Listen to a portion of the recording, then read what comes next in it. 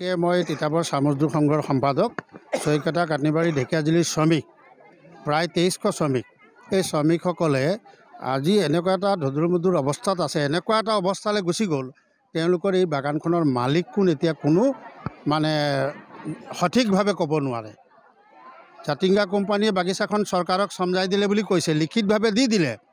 কিন্তু দি দিলে যদি চৰকাৰেতো ৰিচিভ কৰিব লাগিব, বাগানখন সমজি ল'ব লাগিব। সমজি লৈ তাত হয় ATCLক বা নিজেই কাৰোবাক অন্যক দিব লাগিছিলে, কিন্তু এতিয়া তাৰিখলৈকে একো নাই। আমাৰ শ্ৰমিকবিলাক ইমান সহজ সৰলভাৱে আজি 12 দিন একেৰাহে ভোকে লগনে বাগানত কাম কৰিলে। তাৰপিছত আজি আমি আশা কৰি আছিলোঁ দৰমহা পাব, কিন্তু এতিয়ালৈকে দৰমহাৰ কোনো সংসূত্ৰ নাই। আমাৰ শ্ৰমিকসকলৰ ডিমাণ্ড। তাতোতকৈ দুৰ্ভাগ্যজনক বিষয়, ATCL এই ছৈকটা চাহ বাগিচাখনৰ এটাই বাগান, ছৈকটা চাহ বাগিচা, তাৰে পাৰ্ট আছে 5টা ব্ৰাঞ্চ।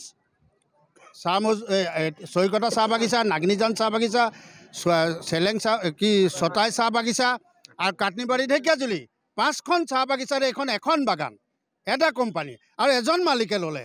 কিন্তু তেওঁলোকে দুৰ্ভাগ্যজনক আমাৰ মাজত ডিভাইডেড ৰুল সৃষ্টি কৰিছে, আমাৰ শ্ৰমিকৰ মাজত ডিভাইডেড ৰুল সৃষ্টি কৰিছে।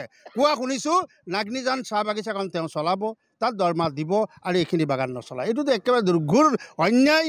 আমাৰ এখন বাগান তেওঁ কি সূত্ৰে ল'ব, আৰু লওঁতে কিন্তু একেকোবে 5খনো লৈছিলে। সেইকাৰণে আমি অনুৰোধ জনাইছোঁ যে তেখেতসকলে, প্ৰশাসনে, মাননীয় মুখ্যমন্ত্ৰী মহোদয়, প্ৰশাসন বিষয়াই খুব জলদি ইয়াৰ ওপৰত ব্যৱস্থা লওক।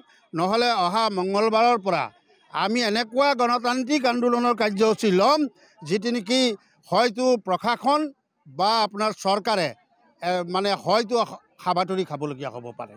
এইটো আমাৰ অসম চাহ মজদুৰ সংঘৰো এটা আহ্বান, খুব জলদি ইয়াৰ ওপৰত এটা স্থায়ী ব্যৱস্থা গ্ৰহণ কৰিব লাগে। জালিংগা যে লৈছিলে বাগানখন, এতিয়া জালিংগা কৈছে যে ছৈকটা ডিষ্ট্ৰিক্টটো মই নচলাওঁ, নাগনিজান চলাম বুলি কৈছে। কেলে এইটো কি হ'ল যে এতিয়া আমাৰ বাগানটো চলাব বিচৰা নাই? কেলে আমাৰ মালখিনি গোটেই লৈ গ'ল, আমাৰ ফেক্টৰীখিনি খালী কৰি দিলে, আমাৰ বাগানখিনি বেয়া কৰি দিলে। ইমান কাটা হৈ আছে আমাৰ বাগানখিনি, আমি ভুক্তভোগীছোঁ। ৰেচন দিম বুলি আমাক কথা দিলে, ৰেচন দিয়া নাই আমাক। আমি কিমান কষ্ট পাইছোঁ আমাৰ ল'ৰা ছোৱালী লৈ। ইহঁতৰ ল'ৰা ছোৱালী দামী দামী স্কুলত পঢ়িছে, কি গম পাব এহেঁতি? একো গম নাপায় নহয়। আমি ইমান ভুক্তভোগী আছোঁ আৰু আমাক ইমান কল পাইছে কেলে? ল'ব যদি নোৱাৰিছিলে কেলে ল'লেহি? ল'বই নালাগিছিলে। আমাৰ ATC কৰি দিব লাগে। এতিয়াও আমি ATC হৈয়ে থাকিম, নালাগে আমাক জালিংগাক দিব লাগে আৰু জালিংগাক বন্ধ কৰিব লাগে। যাৰ বস্তু হয় তাক গতাব লাগে। অনুৰোধ যে আমাৰ হেমন্ত বিশ্ব শৰ্মা যাতে এইটো আমাৰ অনুৰোধ মানিব লাগে বুলি আমি আশা কৰিছোঁ। আমি গোটেই ৰাইজ হৈ বুলি আমাৰ ATC হ'ব বুলি আমি আশা ৰাখিছোঁ আৰু হেমন্ত বিশ্ব শৰ্মাক আমি অনুৰোধ কৰিছোঁ। ইমানে কথা আছে আমাৰ, আৰু কথা নাই।